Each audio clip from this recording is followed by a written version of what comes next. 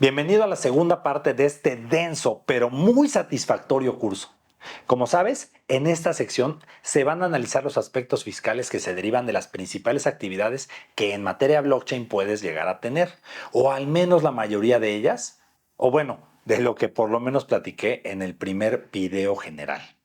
Y antes de cualquier cosa, si no viste la primera sección de este curso y no eres Vitalik Buterin o Satoshi Nakamoto o no sabes quiénes o quiénes son estos últimos dos, o simplemente no estás metido en este tema, te va a costar muchísimo trabajo seguir lo que diré. En serio. Esto es grabado. Puedes repetir las veces que quieras los videos. Así que deja a un lado tu celular, deja a un lado el trabajo, concéntrate y, como te lo prometí, verás que entiendes todo y que ya nadie te va a hablar de estos temas como si te estuvieran hablando en chino. En serio, no le sigas si no has visto la primera parte, por favor. Como una conclusión preliminar y anticipada, debo decir que la legislación actual mexicana no solo no es apta para los nuevos supuestos de ingresos que esta tecnología tan importante nos puede hacer obtener, sino que en algunos aspectos estamos siendo absolutamente en sentido contrario a lo que los países más importantes del mundo están llegando y en donde ya existe un inicio y regulación avanzada. ¿Sale? Incluso hay países con precedentes fiscales bastante importantes en la materia como España o Alemania. ¿Qué provoca todo esto? Que ser residente fiscal mexicano es una desventaja competitiva a nivel mundial y por supuesto que la inversión relativa al mundo blockchain no llegue a nuestro país como quisiéramos. Primero que nada, vamos al temario. 1. Repasaremos el ISR en el régimen general de persona moral. 2. Repasaremos el ISR en el régimen general de persona física, sobre todo en las secciones o en los capítulos que pueden llegar a ser relevantes para efectos de este curso. 3. Repasaremos el régimen general del IVA. 4. Vamos a entrar a la creación de la criptomoneda o tokens, minado, validación, bifurcación o forks, airdrops, organizaciones autónomas descentralizadas o DAOs. También vamos a entrarle a eso tan interesante. 6. Wallets. ¿Qué pasa si tengo una pérdida en criptoactivos? 7. Enajenación de tokens. Tokens de pago de reserva de valor contra tokens de utilidad o viceversa. B. Stablecoins o monedas estables. ¿Sale? Respaldadas por fiat, respaldadas por activos digitales, algorítmicas. Vamos a ver qué es el CBDC para que no nos confundamos cuando nos hablen de ello. Tokens de recompensa, security tokens, tokens no fungibles o NFTs, arte digital, tierras en metaverso. Vamos a ver finanzas descentralizadas o DeFi. Vamos a ver yield farming o lending. Vamos a ver staking dentro de este DeFi. Vamos a ver protocolos de derivados un poquito. Vamos a ver flash loans, ¿qué es eso? Metaverso, por supuesto, y tokenización de activos, sobre todo enfocado en los bienes inmuebles. El estándar común de reportes o el CRS, por sus siglas en inglés, y el Crypto Asset Reporting Frame o CARF, estándares de acuerdos de intercambio automático de información que han sido recomendaciones y aplicaciones de la OCDE y de los países que son sus miembros, incluido el nuestro, incluyendo México. Como lo dije antes, esto es muy ambicioso, pero de verdad que vas a aprender muchísimo con todo esto. Y quiero aclarar que realmente la opinión vertida en cada una de estas secciones no debe entenderse como un consejo legal o como una asesoría para nadie. De hecho, aquí no doy nada de estrategias, no doy tecnología y como por ahí dicen, aquí es puro cultural. Y para nada más y nada menos que profesionistas que se unan y que se suben a este barco que lleva un nuevo destino muy emocionante y en donde créanme que hay mucho trabajo. Esto solo tiene fines académicos y educativos. Y sobre todo, tengo la esperanza de que un solo legislador vea esto y al menos se siembre la idea de regular esto en materia fiscal, porque es vital para el desarrollo de nuestro país. Como ya lo dije, digamos, en menos de 6 años vamos a estar dominados por esta tecnología. Vamos a querer copiar la legislación de otros países que no necesariamente nos va a aplicar. Eso es lo que siempre ha pasado. Ponemos legislación que aquí no nos aplica, ¿no? Pero bueno, se vuelve un desastre al final. Esto es un esfuerzo enorme que he hecho, créeme. Hice más de 150 lecturas de fuentes muy serias. Libros, publicaciones, vi presentaciones, escuché podcasts, vi videos, entré a foros y di foros, convenciones, entrevistas, revistas. Todo lo que se abre este espacio lo pude ver para poderte llevar este video al final y concluir contigo lo que en materia fiscal nos hace falta. Se vale el debate. Y un último comentario antes de arrancar. No soy un técnico dedicado a la programación y de esos que todo el día estoy viendo temas blockchain. Ojalá un día pueda llegar a eso, porque me encanta y me apasiona. Todavía no llego ahí. Así que si tú eres uno de esos, tenme paciencia. A veces mezclo términos, ¿sale? A veces agarro datos de fuentes muy serias que se pueden llegar a contradecir con otros datos de otros papers. Pero ¿sabes qué? La intención no es ser ultra exactos o llegar a conclusiones fiscales o financieras absolutas. La idea es abrir la mente de quien va a ver esto y debatir, sí, y concluir, pero con comunidad. Así que te invito a participar. Pero bueno, arranquémonos. Y empezando por lo conocido, arrancaré con un resumen tanto del tratamiento fiscal que tendrían en el ISR las personas morales y las personas físicas en general, y un poco aterrizado al tema de criptoactivos. Esto porque no ha habido ningún tipo de pronunciamiento por parte de los legisladores o de nuestros legisladores o de la autoridad fiscal para aclarar algunas dudas que vamos a ver en el curso y que ayudarán a darle el tratamiento fiscal correcto o al menos a pensar en uno para esta clase de activos o de ingresos. Bueno, o sea, no te saltes esta parte si eres fiscalista porque es breve y empieza a envolvernos en las problemáticas y tratamiento que detecté en este sentido.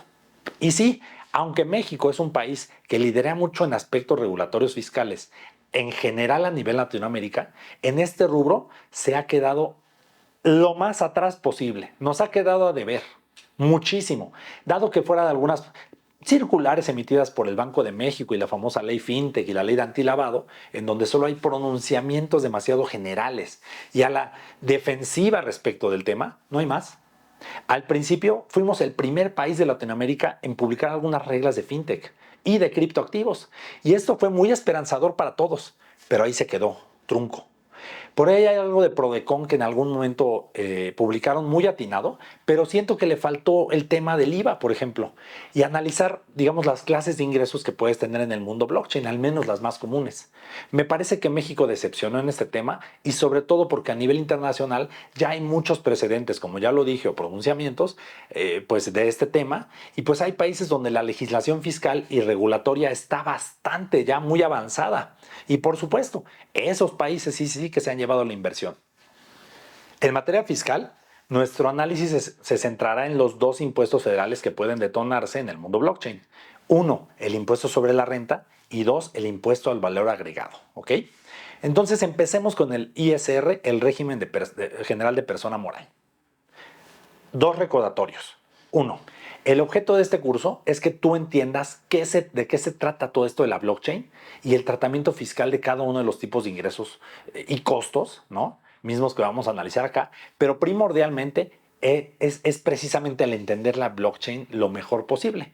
Por lo que nuevamente, y como me gusta dar los cursos, no voy a decirte que el artículo 93, fracción 80 y miles y la regla 3.5, esas cosas no son mi estilo, ¿no? Para eso hay otros cursos en los que te metes y se meten hasta el hueso del CFDI 50.0 y a cada uno de los cuadritos de la declaración, para eso hay un contador que lo va a hacer, ¿sale? Y para eso hay un equipo en mi despacho que con mucho gusto te ayuda. Aquí la idea es, ¿esto qué va a pasar? Te va a cansar, ¿no? Entonces no me voy a enfrascar en estas reglitas, sino que le voy a hablar de un tratamiento en general, ¿sale? Imagínate si abordo los detalles de los FDIs, aquí nos podemos quedar filosofando por los siglos de los siglos, ¿no? Amén. Y otro punto extra. Cuando repase los regímenes fiscales de persona moral y física, trataré de no meterme en la blockchain, ya aterrizaremos las cosas de la blockchain en su momento y en su sección, ¿sale? Es decir, al principio es puro fiscal y luego ya nos metemos a blockchain.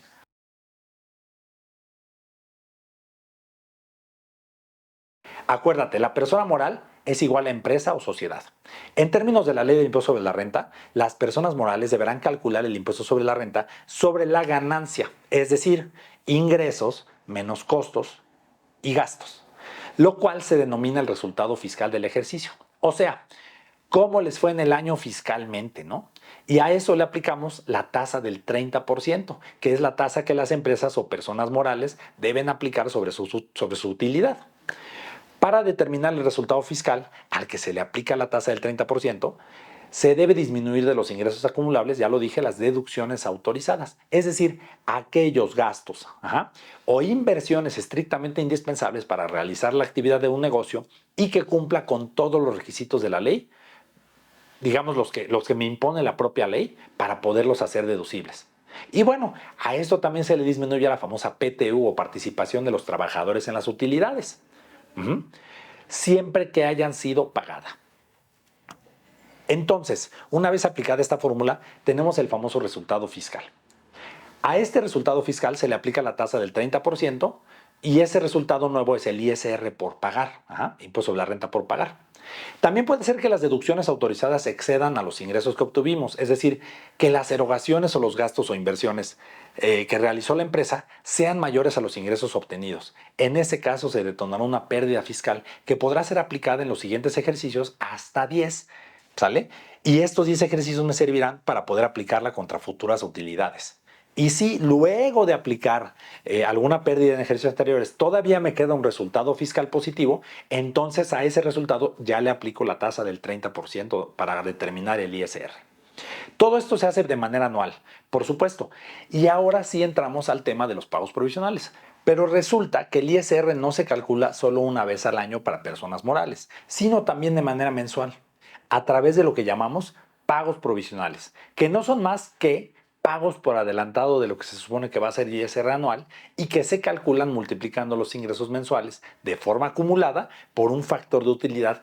En su caso, se determina, digamos, la PTU pagada y las pérdidas fiscales de años anteriores. Sobre el resultado ya aplicas lo que es la tasa del 30% de ISR y así de forma general se determina el pago provisional de ISR a pagar. Este factor se calcula con base en el resultado fiscal del año anterior o del último en el que hubo utilidades. Esto es tomando en consideración cuánto de tu ingreso realmente te queda de utilidad. Esa proporción es la que vas a agarrar para hacer pagos provisionales a partir del segundo año de existencia.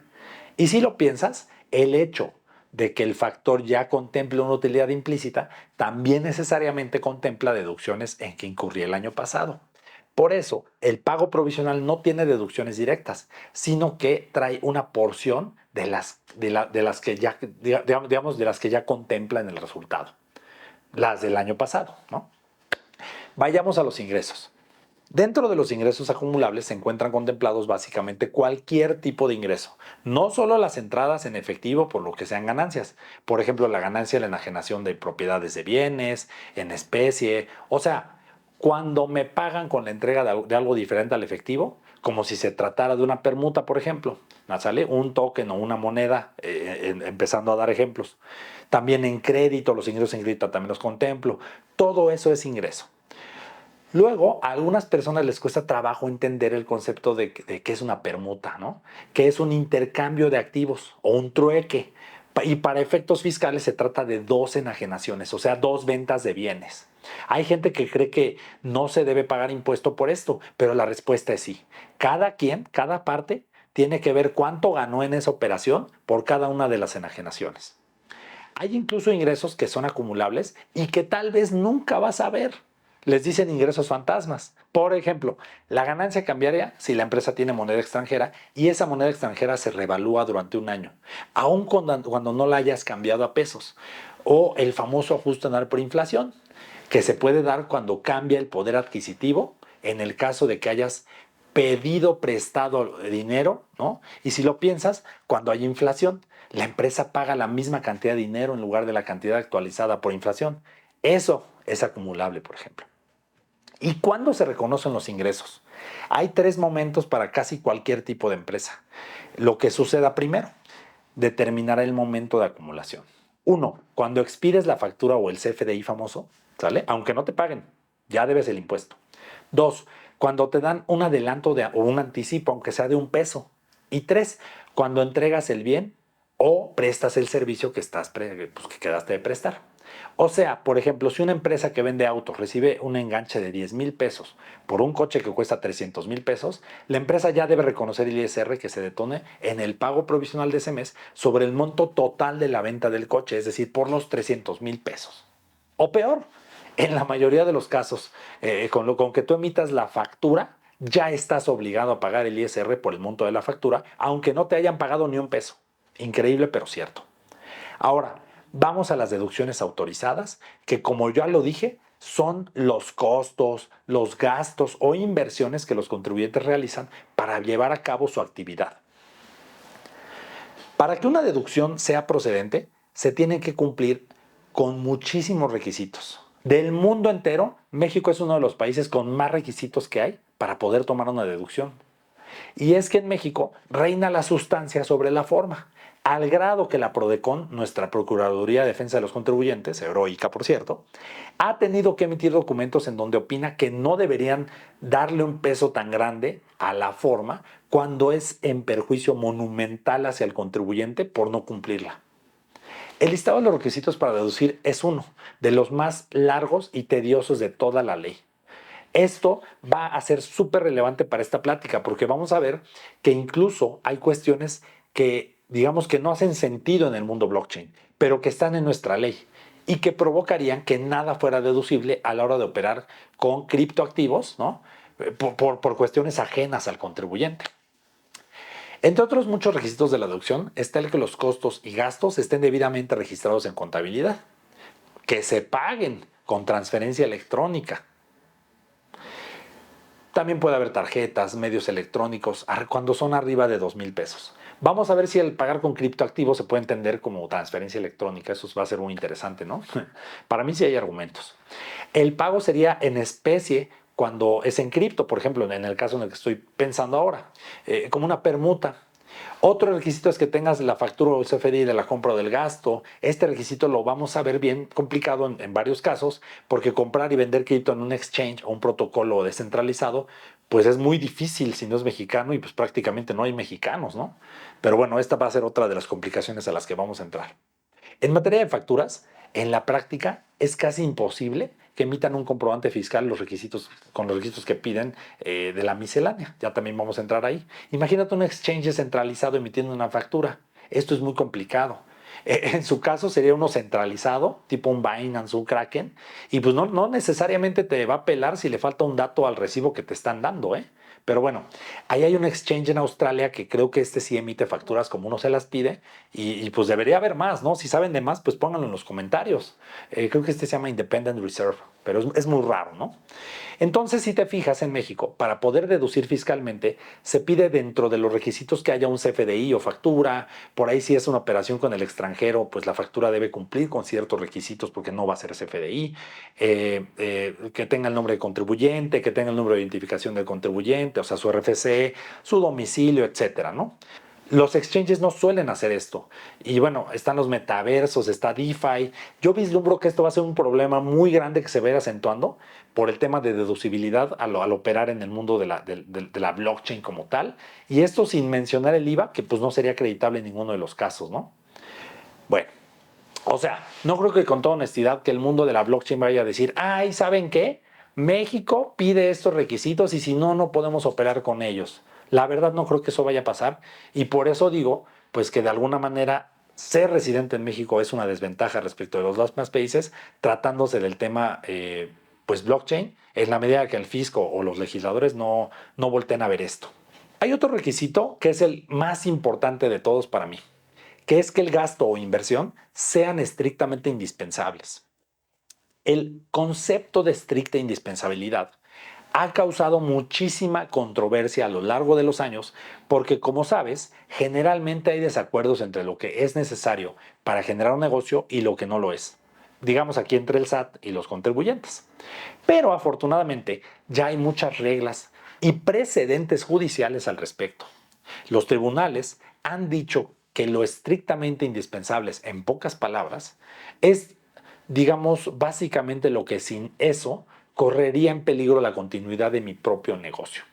Vayamos a las principales deducciones que vamos a tomar en este módulo. Los gastos que son deducibles de golpe o al 100% con la pura factura o CFDI. Gastos, sueldos y salarios, comisiones, etcétera. Dos, el costo de ventas de mercancías para quienes comercializan productos. Por ejemplo, criptoactivos cuando se considera que es mercancía, ¿no? O sea, cuando las empresas se dedican a comprar y vender criptoactivos como actividad. Y tres, las inversiones que las empresas realizan para poder operar. Para aclarar un término, por inversiones no me refiero a inversiones financieras, sino a activos fijos. como la compra de inmuebles, el mobiliario y equipo de oficina, los automóviles o activos intangibles como el pago de derechos por el uso de marcas, etcétera, etcétera, etcétera. Esto en realidad se deduce de manera diferente a un gasto. Ya ves que dije que el gasto va al 100%. Aquí la ley me obliga a deducir solo una porción de lo que, digamos, este gasto de manera anual me permite la ley deducir.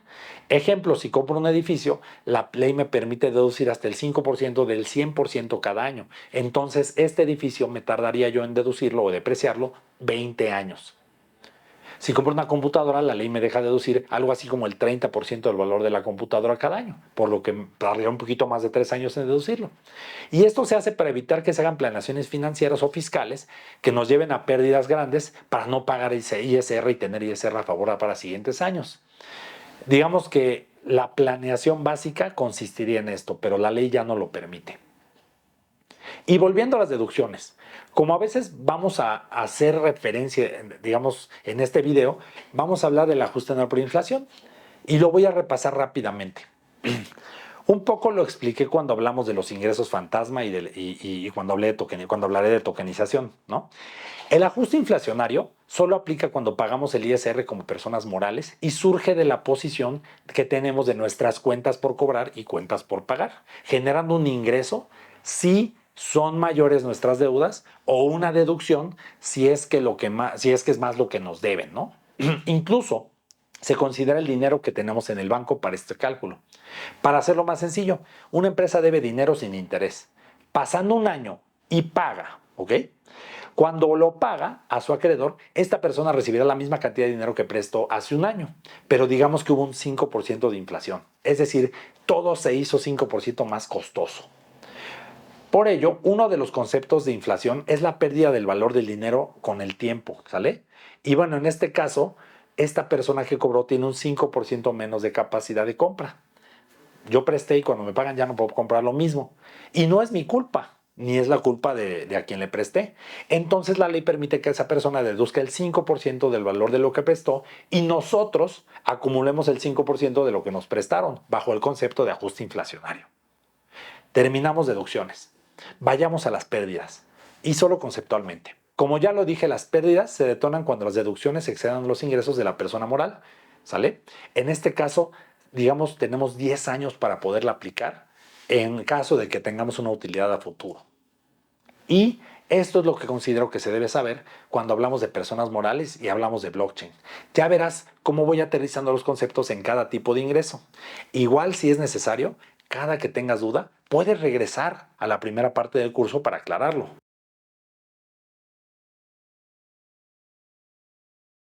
Las personas físicas, sin sonar tan juristas, son individuos con capacidad para ejercer sus derechos, así como sus obligaciones en el marco de la ley. O sea, tú y yo.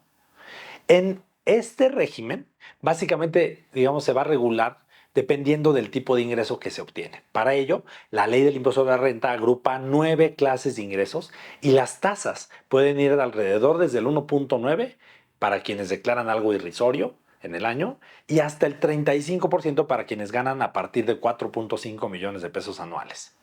A continuación, voy a repasar los regímenes más relevantes que considero resultarán aplicables a las personas físicas que obtengan ingresos derivados de algunas de las actividades que estén relacionadas con la tecnología blockchain y luego ya voy aterrizando en cada tipo de ingreso sin entrar a tanto detalle como ya lo dije cuando estemos en esa parte de la blockchain. ¿Va?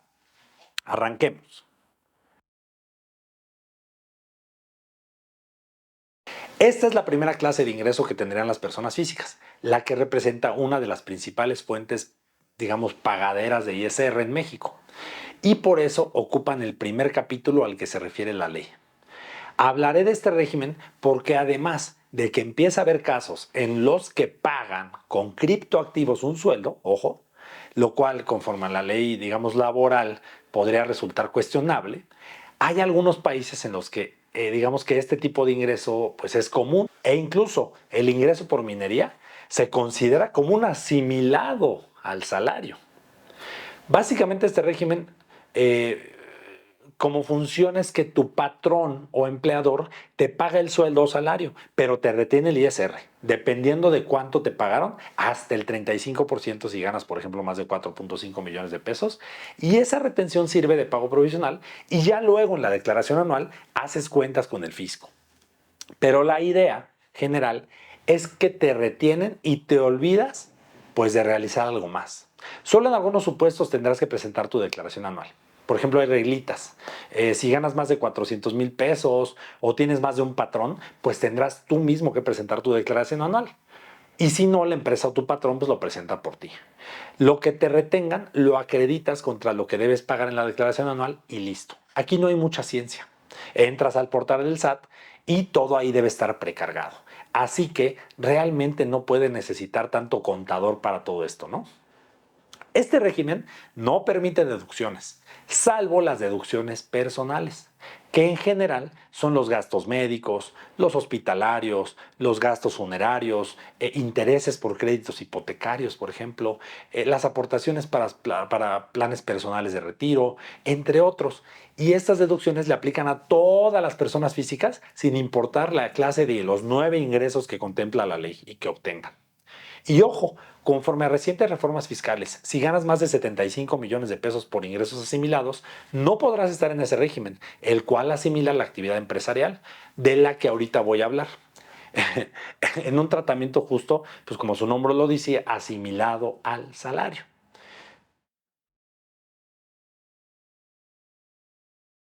Este régimen es el más complejo de las personas morales y está ubicado en el capítulo 2 del título 4 de la ley del ISR y se dirige a aquellos individuos que realicen actividades empresariales o presten servicios profesionales y las asimilan a un tratamiento de empresa.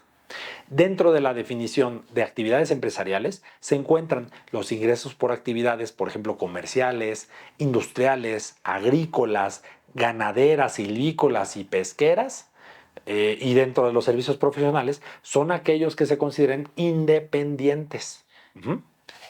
Por ahí hay algo interesante. La propia ley del ISR establece que se considera que el contribuyente percibe ingresos preponderantemente de actividades empresariales cuando más del 50% de sus ingresos acumulables, ojo con esto, se obtienen de esta actividad. Y aquí cabe señalar que a diferencia de las personas morales, la regla general es que los ingresos que se consideran acumulables a flujo o en bienes, o sea, a pago y no necesariamente a devengo, como sí lo hacen las personas morales. ¿Te acuerdas que te decía que con emitir un CFDI o cobrar un peso, ¿no? Acá no, acá sí es a flujo. En cuanto a costos, gastos e inversiones, aquí mencionaré que igualmente que calificarán como deducciones autorizadas las que sean estrictamente indispensables y las que cumplan con todos los requisitos de ley. Y hay una diferencia con el análisis que hice de persona moral. En este caso, aquí la deducción de mercancías en general es la compra y no el costo de ventas. Es decir, la primera diferencia es que la persona moral deduce cuando vende la mercancía y convierte sus inventarios en costo de lo vendido. Y la persona física los deduce a compra y no tiene que esperarse a vender como sí ocurre en el caso de las personas morales. Esto considerando que se cumplirían con todos los requisitos de deducibilidad de los que ya platicamos en materia de ISR, ¿no? Cuando la ley se refiere a deducciones para las personas físicas, es curioso que limita a las personas físicas a tomar deducción a compra cuando se trata de activos fijos, de terrenos, de acciones, de partes sociales y de obligaciones u otros valores mobiliarios. Los títulos valor que representen la propiedad de bienes, la moneda extranjera, entre otros. O sea, en estos casos se puede tomar hasta su venta bajo el concepto de costo, como las personas morales. ¿Te fijas? Continuando con el análisis de este régimen, también nos va a decir la ley que los gastos son deducibles al 100% y las inversiones se tratan con las mismas reglas de persona moral, o sea, deduciendo un porcentaje de la inversión al año, dependiendo de la tasa que la ley nos va a dar por la clase de activos de que se trate, ¿no? Los ejemplos de gasto y cargo diferido ya los di en la sección de persona moral. Inversiones en este mundo de la blockchain pues pueden ser, por ejemplo, el equipo para el minado o validación. Son equipos gigantescos de cómputo, ¿no? Equipos de suministro eléctrico, entre otros. Ya vamos a ver la sección particular. Y bueno, respecto de pagos provisionales, aquí a diferencia de la persona moral, de manera general los pagos provisionales se efectúan con base en los ingresos cobrados y las deducciones erogadas. Aquí sí hay deducciones, pues del periodo de que se trate, ¿no? Aquí no hay factores. Y es así como las personas físicas con actividades empresariales deben presentar siempre su declaración anual, disminuyendo de las deducciones autorizadas, pues más bien disminuyendo las deducciones autorizadas sus ingresos. Si es el caso de obtener una utilidad, entonces van y pagan el ISR, pues con la tasa que les vaya a corresponder. Como dije, hasta el 35%, si sus ingresos son mayores a 4.5 millones de pesos. Y si hay pérdida fiscal, pues igual, se tienen estos 10 años para aplicarlas, pero únicamente contra utilidades de ese mismo régimen y de ningún otro. O sea, de los otros 8 regímenes no. Por último, al igual que en el régimen de personas morales, aquí se debe llevar contabilidad, formular estados financieros, emitir CFDIs, etcétera, etcétera, etcétera. Este régimen está destinado principalmente para gravar las actividades de arrendamiento de inmuebles físicos, valiendo la pena pues hacer este énfasis en su concepción, dado que más adelante vamos a ver por qué, ¿no? Pero este régimen puede ser benéfico para las personas físicas. ¿Por qué? Porque este régimen me da la opción de deducción ciega, ¿no? Me da la opción de deducción de los gastos que yo hago en el mes del inmueble, o bien me da la deducción ciega, que es una deducción sobre mis ingresos sin ningún tipo de comprobante, del 35% sobre los ingresos. Esto me lleva a tener digamos, una tasa aproximada del 22.5% por ahí, en caso de que yo tenga una tasa del 35% de ISR. Creo que es 22.75, algo así. Acuérdate que una deducción disminuye tus ingresos y por lo tanto la base fiscal y con ello pues el ISR. Por eso me conviene.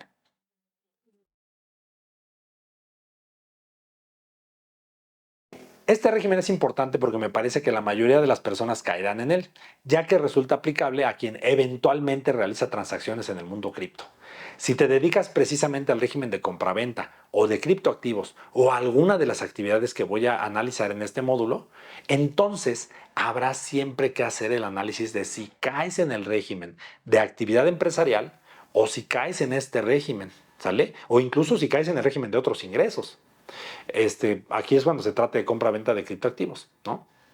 La respuesta no es absoluta, pero como podemos recordar, hay algunas pistas que las leyes fiscales me dan, como cuál es la actividad preponderante del contribuyente, siendo esta la que represente más del 50% total de las actividades. Y hay otros criterios como digamos que si lo hago de forma regular, es decir, si lo hago del comercio como una actividad habitual o no. Yo en la firma, por ejemplo, llevamos muchos años haciendo el cumplimiento de personas físicas y en realidad nos hemos cruzado con casos en los que los clientes son directivos o dueños de empresas, pero que tienen por ahí de hobby la compra y venta de criptoactivos, como una actividad, digamos, no recurrente, ¿no? Y claramente esta no es su giro, no va a ser su actividad de giro, y pues menos aún formulan un estado financiero por ello o llevan contabilidad por ello. No por eso van a cumplir con todas las obligaciones que ya describí en el apartado de actividad empresarial. Pero bueno, una vez determinado, en el caso de que acabo de mencionar, o sea, de una persona física que se dedica a una actividad profesional independiente o que presta servicios personales subordinados, por lo que recibe un salario, y que de pronto compra y vende cripto, por ejemplo, tendría que aplicar pues el capítulo de enajenación de bienes o de otros ingresos en la ley, dependiendo. El régimen me dice, el de enajenación de bienes, pues que se cobran ingresos por enajenación de bienes los que deriven de los casos previstos en el Código Fiscal de la Federación. Ya saben, toda transmisión de propiedad, aun cuando el enajenante se reserve el dominio, ¿no?, del bien enajenado. Y aquí es donde se establece que en los casos de permuta se considera que hay dos enajenaciones. ¿Te acuerdas que te dije? Cuando hay permuta, pues hay dos enajenaciones. Una pista. Yo cambio Bitcoin por Ethereum, por alguna razón. Aquí estaría yo pues teniendo dos enajenaciones en las que se deben calcular los efectos fiscales de cada una de ellas, el precio de venta contra el valor de la cripto a la hora de cambiar, ¿no? En ambos casos. Bajo este capítulo se considerará como ingreso el monto de la contraprestación obtenida, el precio, pero no la utilidad, como en el caso de personas morales, inclusive en crédito. Y ojo aquí, cuando por la naturaleza de la transmisión no haya contraprestación o pago, No es que el valor sea cero, sino que se atenderá al valor del avalúo practicado por persona autorizada por las autoridades fiscales, dándose esta situación cuando éstas nos practiquen una auditoría o incluso previamente, si podemos saber el valor del activo virtual atendiendo al mercado. O sea, puede ser que vendas la cripto y te den fiat, puede ser que vendas la cripto y te den otra cripto, que sería una permuta, o puede ser que la cambies por algún bien o servicio y que también es permuta. Y por último, puede ser que tengas la cripto gratis, como lo va a hacer un airdrop, ¿no? Y del ingreso que obtengas se puede deducir lo siguiente. Uno, el costo comprobado de adquisición o el precio pagado por los bienes enajenados, incluyendo el efecto de la inflación, los gastos como las comisiones que se hayan pagado, etcétera, etcétera, etcétera. Ojo, este régimen me dice que tratándose de bienes muebles distintos de títulos, valor y partes sociales, el costo se va a disminuir a razón de 10% anual por cada año transcurrido entre la fecha de adquisición y la de enajenación. Entonces, cada año que tengas la cripto, se elimina un 10% del costo histórico, aguas. Y lo que me arrojó el disminuir del precio de contraprestación de la cripto, el costo de adquisición y otras deducciones, de ahí sí viene lo que es la utilidad o la pérdida. Este capítulo del título de personas físicas es especial porque nos ayuda en algo, nos da una mejor tasa a las personas físicas que tenemos ingresos altos por venta de bienes y que no son recurrentes. Por ejemplo, tu casa, ¿no? Reconoce que no siempre voy a vender un bien a un precio alto y me deja utilizar la tasa efectiva que puede ser menor a mi tasa máxima de 35% si es que soy alguien que obtengo ingresos mayores a 4.5 millones de pesos. O sea, este régimen me permite promediar las tasas de los últimos 4 años más el año en que estoy obteniendo el ingreso. Y si soy alguien con tasas realmente bajas en el pasado, va a ayudarme a que la tasa del año no sea del 35%, sino menor, pudiendo incluso llegar a tasas del orden del 12% en el mejor de los casos, ¿eh? Voy a ver un ejemplo de esto cuando lleguemos, digamos, al caso particular. Es un poquito enredado, pero créeme, es un beneficio que la ley nos da para mejorar la tasa del 35% y como ya lo dije, que la persona física pues no lo obtenga de manera regular en años anteriores.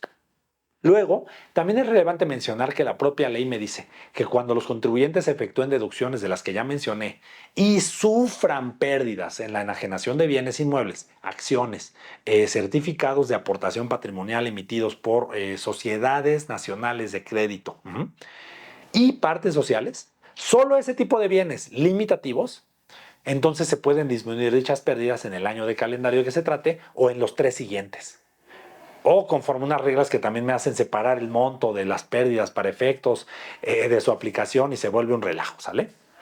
Aquí lo relevante, y por favor, acuérdate de esto más adelante porque este es uno de los puntos más graves que hoy maneja la ley, hoy por hoy, digamos, si no se reforma pronto, pues esto va a afectar a muchas personas que hagan operaciones con criptoactivos y que incurran en pérdidas.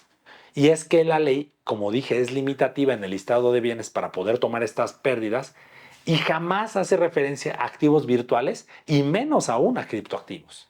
En otras palabras, y adelantándome un poquito, la pérdida en compraventa de criptoactivos es muy probable que sea considerada por parte de la autoridad fiscal como no deducible o no aplicable contra futuras ganancias en criptoactivos o en cualquier otro tipo de ganancia, ¿no? Por ejemplo, un inmueble. Eh, y menos aún contra otro tipo de regímenes como sueldos y salarios, actividad empresarial, así como suena. O sea, la ley se quedó en los 70s, en los 80s, limitando esta aplicación de pérdidas y listando activos que por alguna razón particular son esos, pero pues que ya no resultan vigentes, ¿no?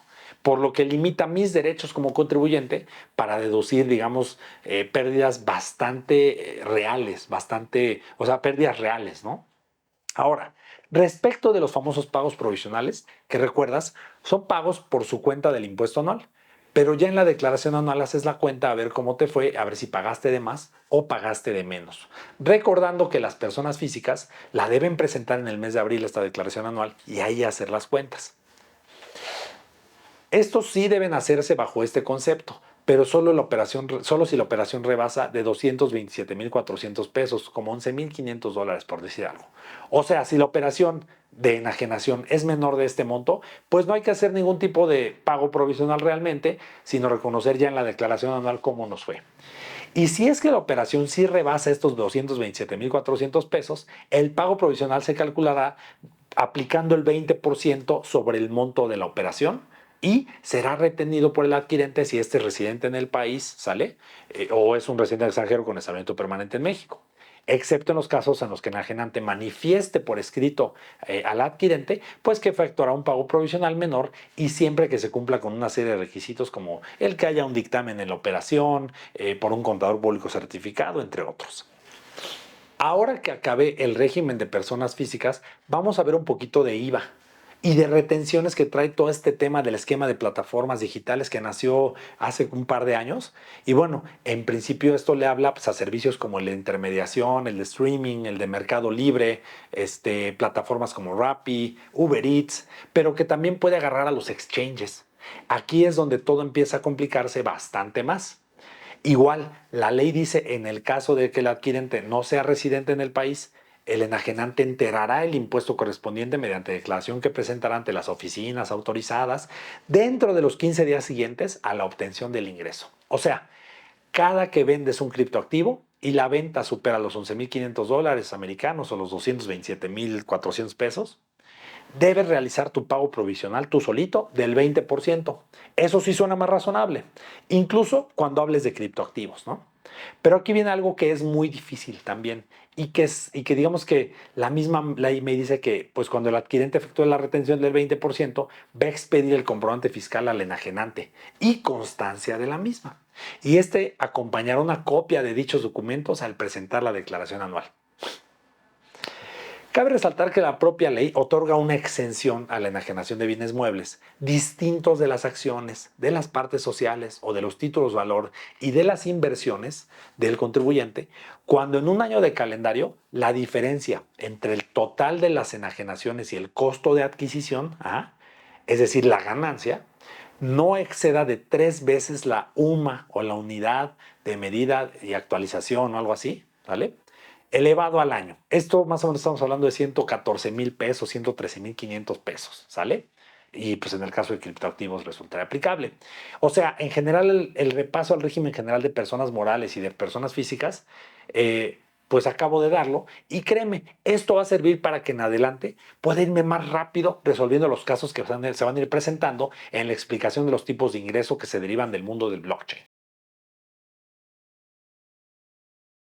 En este momento solo voy a hablar del impuesto al valor agregado o IVA en general. Y más adelante, cuando explique el tema de los exchanges, de hecho más adelante inmediatamente, voy a abordar el régimen de plataformas digitales, ¿va? Para hacerlo más entendible. El IVA o el impuesto al valor agregado es un impuesto indirecto y territorial que busca gravar el consumo y al consumidor final, ¿sale? En todos los países del mundo prácticamente existe este impuesto. En resumen, a reserva de explicar cómo funciona el impuesto, me parece que este es el tema más urgente por resolver de todos en materia cripto. ¿Por qué? Porque en muchos países del mundo las autoridades fiscales ya se han pronunciado al respecto y resulta que en términos generales las operaciones con criptomonedas, acuérdate, las que se usan con fines de intercambio, de pago, por ejemplo, o los tokens de pago, si lo quieres ver así, no están sujetas al IVA. Por ahí está la resolución del caso europeo Hatpist. Búscalo. Y como siempre, va más rápida la evolución de la blockchain que de la legislación, por lo que hay ciertas excepciones en algunas operaciones en NFTs que sí llevan IVA, por ejemplo, en países como España, por ponerte un ejemplo. O en Italia, por ejemplo, los NFTs en general también están sujetos a IVA, pero si se trata de obras de arte, no. En México, la conclusión adelantada es que sí. Y eso nos resta un mundo literal, un mundo de competitividad y rompe con un tema hasta de simetría fiscal internacional.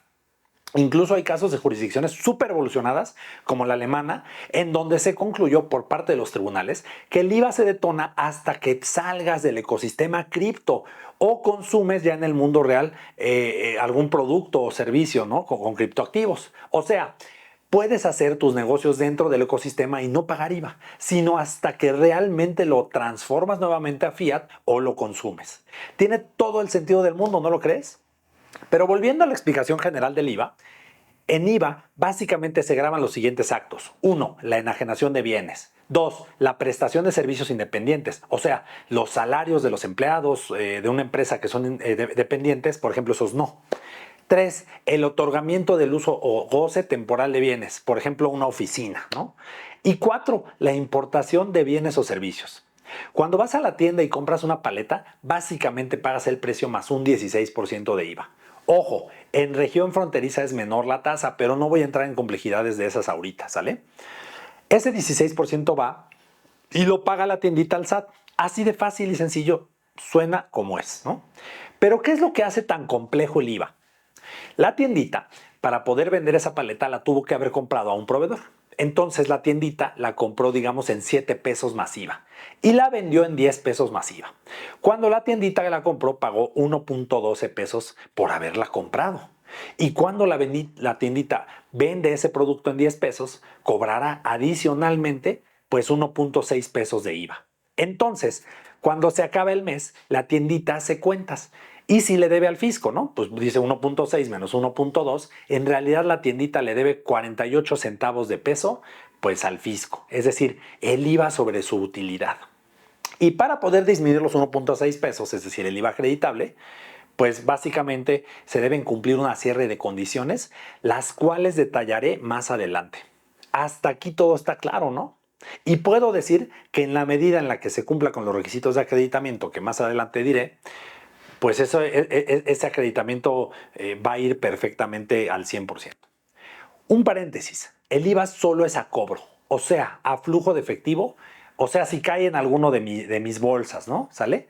A menos que haya algún supuesto de extinción de obligaciones de ley, como la compensación de adeudas, por ejemplo, o el pago en especie. Ese es importante, ya lo verás. Volviendo al ejemplo, ¿cuándo se hace tan complejo el tema del IVA? Supongamos que parte de nuestras actividades son actos grabados y actos exentos del IVA. Por ejemplo, la compraventa de divisas o de acciones o de terrenos, esos son exentos. Y en esos casos, la ley, digamos, me obliga a distinguir que el IVA pagado por sus costos y gastos los asignes a cada tipo de actividad. Si están relacionados con lo agravado, el IVA será acreditable, pero si están relacionados con lo exento, el IVA será no acreditable. Pero esto se complica cuando no puedes realizar esa asignación, ya que la ley te obliga a utilizar un factor. No es el de los pagos provisionales, es otra cosa, ese es ISR. Este factor consiste en identificar cuando el total de tus actos corresponde a actividades grabadas. Incluso en los últimos años hubo una reforma para que dentro de, digamos, esta fórmula consideres los actos no objeto, es decir, los que no caen bajo los supuestos de la ley. Pero hablando del mundo cripto, como recomendación y como vamos a ver más adelante, casi todo generará IVA, salvo algunos casos como en el minado, ahorita lo vamos a entrar un poquito ahí, por lo cual debes tener bien identificados los costos y los gastos de nuestra línea de negocio, lo cual nos permitirá en todo momento acreditar el IVA. Lo que es enajenación de bienes y prestación de servicios, pues estamos claros. En otorgamiento del uso o temporal, digamos, uso o goce temporal de bienes, creo que también lo estamos claros, no tiene mayor complicación. Por ahí los que arriendan casa habitación saben que están exentos, pero si arriendan un mueble, digamos la casa habitación con muebles, pues ya no tanto, ahí sí ya no está tan claro. Y bueno, ahora hablaré de la importación y la exportación de bienes, las cuales pueden generar ciertas confusiones, ¿sale? Cuando se trata de operaciones con intangibles o servicios sobre todo. Las exportaciones están sujetas a la tasa del 0%, ¿ok? Cuando ese bien llegue al extranjero, allá típicamente será grabado con IVA cuando se importe, así como aquí. Así es que hay simetría internacional, ¿sale? En importación, básicamente lo que metas al país está grabado con IVA y si no lo pagas se considera que hay contrabando y eso incluso podría calificar como un delito, pero bueno, como ya dije, hay una diferencia de una importación de tangibles de una de intangibles, porque en la de tangibles pues ocurre que entra el despacho de aduanal y bueno, en intangibles esto no sucede. Por lo que la autoridad permite pagarlo y acreditarlo en la misma declaración en la que se manifiesta la importación de servicios o de bienes intangibles. A esto se le conoce como IVA virtual. Y por cierto, El IVA se calcula cada mes y las declaraciones de IVA son definitivas. No son pagos provisionales como en el ISR. Acuérdate. Pero el problema real viene a continuación. Imagínate que consumes Netflix para tu casa cada mes. En términos de la ley, como ya te lo dije, los negocios pueden acreditar el IVA en cada declaración, pero como persona física, la realidad es que no usas Netflix para tu negocio, sino para tu uso personal y final, ¿no? Entonces, de manera estricta, deberías mes con mes declarar el IVA por importación y no como al no ser un negocio, pues no lo puedes acreditar. Realmente no lo puedes acreditar. Deberías de pagar mes con mes el IVA por haber importado los servicios de Netflix en las oficinas del banco, ¿sale? Es importante precisar que existe un cálculo especial de IVA para actos accidentales, para lo cual la declaración se presenta dentro de los 15 días siguientes a aquel en que se obtenga la contraprestación, sin que contra dicho pago se acepte ningún tipo de acreditamiento. ¿Y por qué esto es tan importante?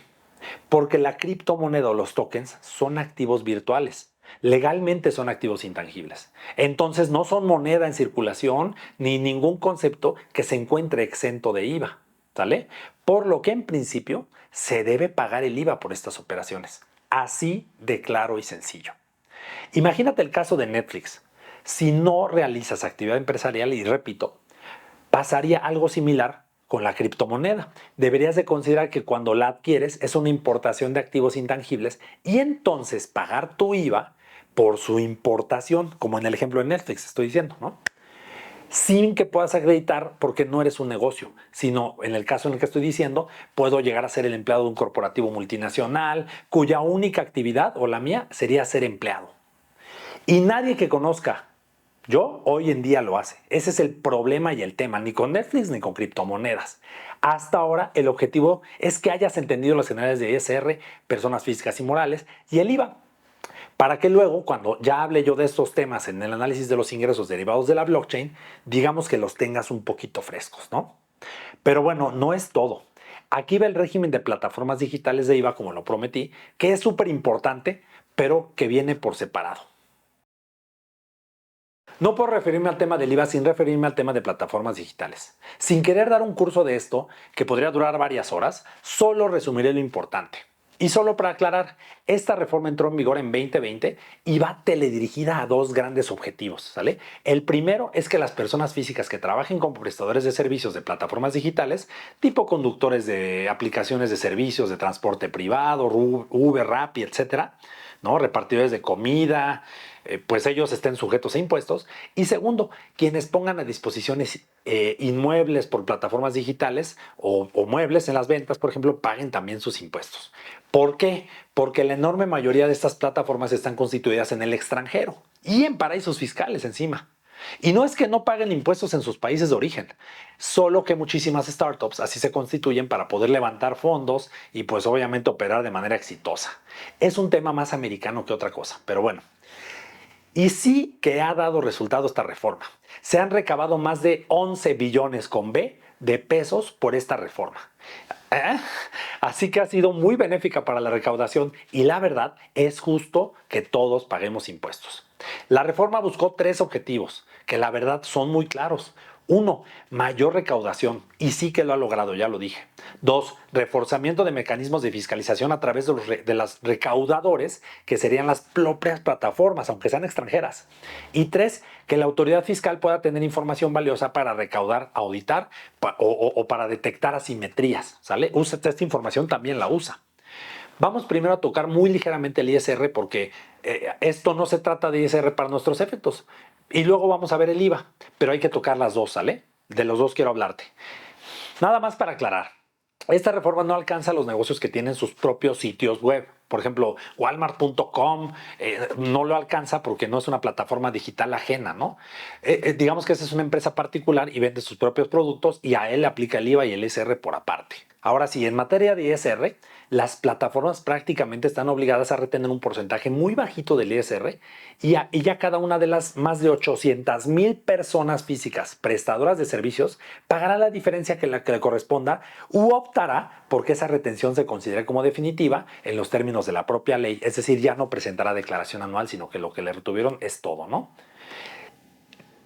Sí, obligadas como cualquier persona moral mexicana, por supuesto, las plataformas siendo residentes en el extranjero. Es decir, se obligan a registrarse en el RFC en México, a nombrar un representante legal y a presentar información sobre las operaciones que efectúen y a retener impuestos. O sea, todo eso siendo residentes en el extranjero, ¿no? Vamos al régimen del IVA y luego lo más grave de todo esto. En materia de IVA, el régimen se divide en dos. Uno, las plataformas de intermediación entre terceros que venden bienes o prestan servicios, llámese Amazon, Mercado Libre, Airbnb, Uber, etcétera. Y dos, el aplicable a otras aplicaciones a través de las cuales se descarga música, páginas de cita, enseñanza a distancia, etc. El segundo supuesto no es objeto del presente análisis, así que me voy a centrar en el primero, las plataformas que intermedian. Como dije, las plataformas deben estar registradas ante el SAT. Este supuesto se refiere a los intermediarios que no son residentes fiscales en México y les aclara que su servicio está sujeto al pago del impuesto al valor agregado. ¿Sale? Entonces, les impone las siguientes obligaciones. 1. Publicar en su página de internet o aplicación de IVA de los bienes o servicios, ya sea por separado o incluido para indicarlo, pues el IVA. Ajá, me imagino un exchange como Binance haciendo esta publicación y perdiendo toda la competitividad del mundo metiendo el IVA a la criptomoneda, ¿no? 2. Cuando la plataforma interviene en el cobro, la misma plataforma tiene que hacer la retención. ¿Sale? ¿En qué? Pues en este caso no sé, porque es en cripto. O sea, si esto fuera viable, digamos que está muy lejos de serlo, ¿a poco crees que Binance va a cambiar la cripto por fiat para poder pagarle al SAT? 3. Enterar la retención en la siguiente declaración del mes. Bueno, el mes siguiente más bien. 4. Expedir CFDIs de retenciones. 5. Inscribirse como retenedor ante las autoridades fiscales. 6. Perdónenme. Enviar al SAT la información mensual de clientes enajenantes aun cuando no haya habido cobro. Su nombre, razón social, su CURP, su banco y su clave bancaria. Aquí los wallets pues no están ni incluidos, ¿no? Su RFC, su domicilio, monto operado por cliente. O sea, sin duda un exchange, ya sea centralizado o descentralizado, opera como intermediario. Sin duda sí entra ahí. Y sin duda se puede interpretar que los exchanges que operen como residentes en México estarían sujetos a este régimen, pero con independencia de lo absurdo que puede ser para un exchange centralizado el cumplir con los requisitos antes mencionados, lo cual hoy no ocurre, no hay un solo exchange registrado, ahorita me adelanto ahí. Imagínate cuando se trata de un exchange centralizado basado en un país, en ningún país más bien, con un gobierno descentralizado, sin directores, sin compliance, donde el dueño es una DAO, ya hablamos de las DAOs, no necesariamente vea una empresa en particular, ¿no? Entonces, ¿cómo va a cumplir todas estas obligaciones? Realmente creo que esto sí es absurdo y habrá quien diga, pues entonces que no operen en México, ¿no? Pero esa sería una visión demasiado primitiva, ¿no? Y ya saben, de alguna manera se bloquearía el desarrollo de negocios en nuestro país. Esta es una industria que ha llegado a valer más de 2.5 trillones con T de dólares, dicho por bancos internacionales y por las firmas de las famosas Big Four, no por mí. ¿Y qué? ¿Lo vamos a dejar así ya? Y bueno, aquí lo verdaderamente grave de este régimen, todas las plataformas tecnológicas que operen con residentes fiscales en México deben estar registradas en este famoso listado del SAT. Todas, sin excepción. Si no, de lo contrario, el SAT ordenará la desconexión y pues hoy hay 185 a 200 plataformas registradas que incluyen plataformas educativas, de alquiler, de autos, de e-commerce, de marketing, de videojuegos, de streaming, de sitios de citas, renta de inmuebles, de todo, pero hay cero exchanges registrados. Cero de los más de 600 o 700 exchanges que hay en el mundo. Lo grave es que dentro de las penalizaciones que, digamos, impone nuestra legislación fiscal por el hecho de no registrarse o no pagar el ISR o el IVA que hubieran tenido que retener, se encuentra el que se puede solicitar a la Secretaría de Telecomunicaciones el bloqueo de la plataforma digital en México, hasta el cumplimiento de las obligaciones fiscales y pues el registro de la misma plataforma. En pocas palabras, el SAT, si quiere mañana, dejan de operar en México todos los exchanges, todos, centralizados y descentralizados. Aguas exchanges, regístrense, ¿sale?